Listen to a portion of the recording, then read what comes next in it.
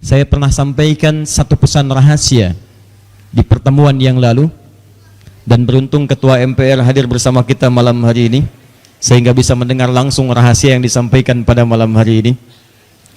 MPR itu Majelis Permusyawaratan Rakyat, rakyatnya kita saat ini, dan tidak ada majelis yang terbaik dalam hadis-hadis Nabi SAW kecuali majelis yang disebutkan di hadis Muslim nomor hadis 2010, ketika Nabi SAW menyampaikan majtama'a qaumun fi baitin min buyutillahi yatluna kitaballah wa yatadarasunahu fima bainahum.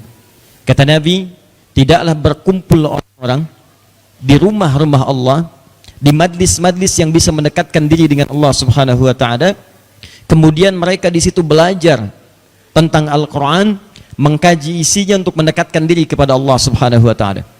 Maka disitulah Allah akan berikan, kata Nabi, 4 kemuliaan. Yang pertama, nazalat alaihimus sakinah, maka akan ditanamkan kepada orang-orang yang hadir, yang belajar dengan baik itu, ketenangan dalam jiwanya. Di kalau majlis ta'lim yang benar itu, ketika Anda datang belajar, maka pelajarannya memberikan ketenangan pada jiwa. Di kalau Anda datang ke majlis ilmu masih gelisah, atau pelajarannya tidak membuat Anda lebih tenang di hadapan Allah, maka ada sesuatu yang tidak tepat dalam majlisnya. Yang kedua, ghasyiyatuhumur rahmah, rahmat Allah akan dibentangkan di atasnya sampai tuntas pelajaran kemudian dikaji. Saya pernah sampaikan makna rahmat dalam Al-Quran setidaknya ada 3. Pertama, ampunan dari seluruh dosa, itu di Quran surah 39 ayat 53. Ya qul li'ibadiyalladzina asrafu ala anfusihim la taqnatu min rahmatillah. Katakan Muhammad pada hamba-hambaku yang merasa banyak dosanya, jangan putus asa kalau ingin dapat ampunan Allah. Kata Allah, saya turunkan rahmatku. Kalau sudah rahmat Allah turun, maka semua dosa bisa diampuni. Karena itu orang yang datang ke majlis ilmu, kata Nabi SAW di hadis riwayat Ibnu Majah nomor hadis 233, rawinya sahabat Abu Darda radhiyallahu ta'ala anhu. Di orang yang datang ke majlis ilmu itu, man salaka tariqan yaltamisu fihi ilma sahhalallahu lahu tariqan ilal jannah wa innal malaikata la tadau ajnihataha ridan li talibil ilmi, ya, wa yaghfiru lahu man fis samawati wal ardi hatta al hitan allati fil bihar. Orang yang datang ke majlis ilmu itu, kata Nabi, setiap langkahnya akan dicatat langsung oleh malaikat dan dinilai oleh Allah untuk meringankan langkahnya ke surga. Sejak dia berangkat dari tempat dia tinggal, malaikat membentangkan sayapnya kepadanya, memberikan ridhanya, dan sejak dia berangkat itulah kemudian penduduk langit dan bumi memohonkan ampunan kepadanya. Sampai-sampai kalau penuntut ilmu itu tahu, laut itu, kalau Anda tahu, hiu-hiu yang ada di lautan, itu pun kalau Anda mengetahui memohonkan ampunan bagi para penuntut ilmu. Jadi Anda bayangkan betapa mulianya para penuntut ilmu, ketika datang ada peluang diampuni dosanya oleh Allah Subhanahu wa taala. Yang kedua, makna rahmat adalah solusi dari semua problem yang dihadapi. Ya, Quran surah kedua ayat 155 sampai 157.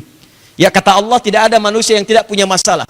Walanabluwannakum bisyai' minal khauf wal ju' wa naqsim minal amwal wal anfus wath thamarat. Setiap orang hidup kami akan uji dengan berbagai macam ujian kehidupan.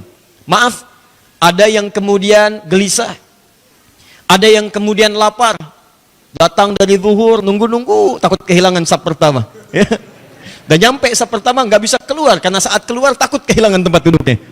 Tahan lapar, pulang ngejar tukang mie depan, tutup. Ya. Baik. Ju' wa naqsi minal amwal, harta hilang, berkurang. Wal anfus, ada yang sakit sampai dengan wafat. Wath thamarat, awas, hasil kerja keras yang dirampas oleh orang lain.